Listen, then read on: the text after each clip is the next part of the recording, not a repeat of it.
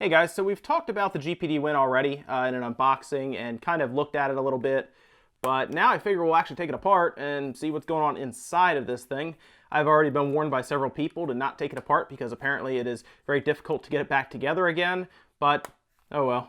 So we'll take it apart and see exactly what's going on here. I'm very curious to look at a few things. One, how they're cooling this system, because I did mention it gets kind of hot on Twitter, and two, I want to see exactly where this chip is on here. So I guess let's get this thing open. Now there are a bunch of Phillips head screws on the back here to get started. I am using, I had a spudger but I broke it already with something else, so I'm going to use like a little card, like a gift card. Actually works really well to get this back off because it is kind of clipped on with clips. So while we're taking this apart, we'll go over the specs very quickly. It's using a Z8700 Cherry Trail processor that is an Atom processor that is set as in a quad-core configuration. It does have 4 gigs of DDR3 memory. It does use that for operations for videos, graphics, and the operating system. This one here has a 64 gig flash memory already on board for storing data, things like that. And overall, I think that's about it. I think there's like a 60, I wish I could remember exactly. It's like a 6,800 milliamp hour battery, which is massive for this little thing. That's probably why the battery life is so good on it.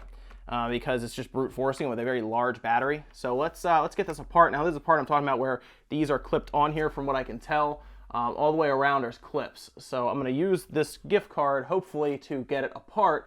This is what I've used before in the past if I didn't have a spudger. So let's see what I can do here.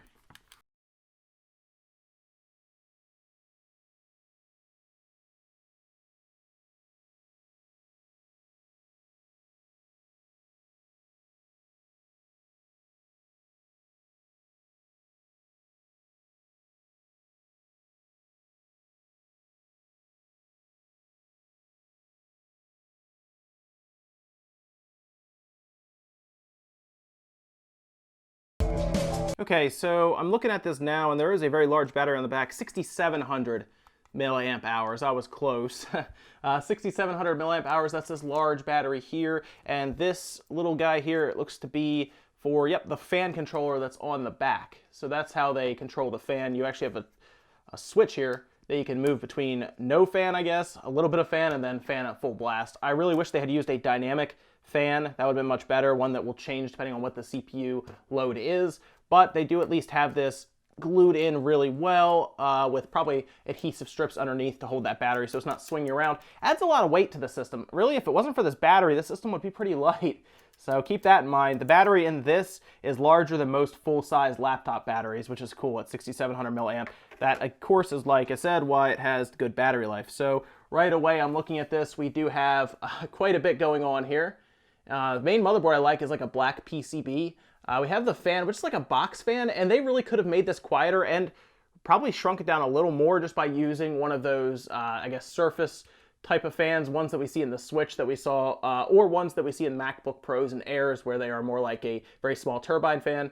I guess that just wasn't in the cards for price, though.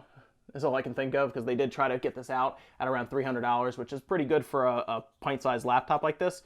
It does look like it blows right off of, like there's like copper underneath you can see. I'll take this off and we'll check, but it looks like it's also torque drivers for the fans. So I'll have to get my torque screw, which is the big deal, but let's keep going.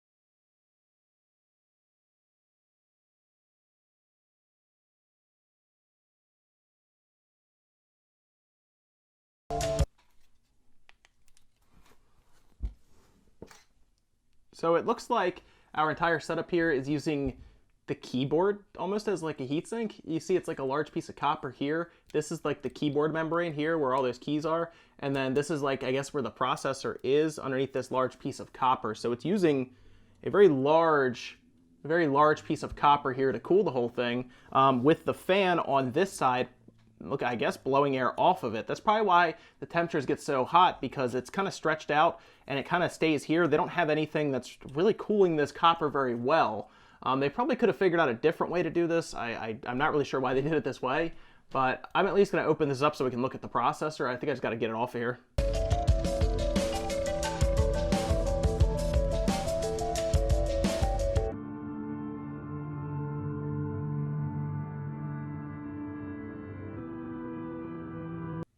There we go. Actually, the processor was lower than I thought. I thought it was like up here. It's actually down here where that piece of goop is.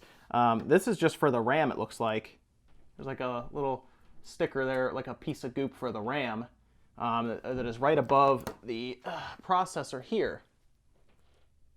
So we have our CPU there, the Atom right there, and then we have our RAM right there. So overall, it's a pretty compact board. Now, the fan is over here. It actually like stuck it to it as well. So I unscrewed it, and that's all that was holding the copper to it. But overall, very small board, not a ton going on here, and the compound is pretty solid. It's not even like bad compound or anything. I don't think replacing it would actually do much. It's still quite soft and malleable. It's nothing like dry or anything, so I think that's fine. Overall, they actually used maybe a little too much if you look at it there. But not bad overall. Not a bad design. I get why they had to do this to make things smaller. I just wish they had done a better way to cool this big piece of copper, but I guess let's put it back together and check things out.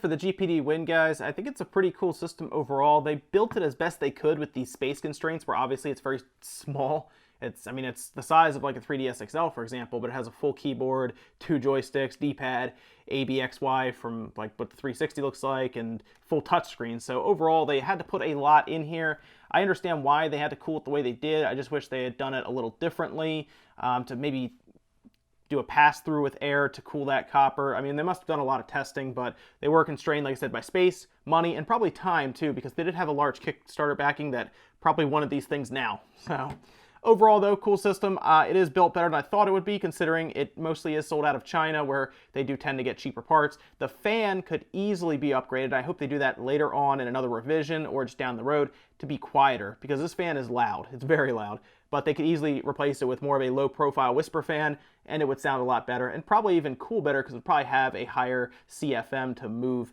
air. That's it for now, guys. Make sure you comment, like, and subscribe down below. I'm very curious what you think of the build quality of the GPD Win, and if you have one, let me know what you think of it. I think it's kind of cool for what it is, but that might be about it. Let me know down below, guys. I will see you next time.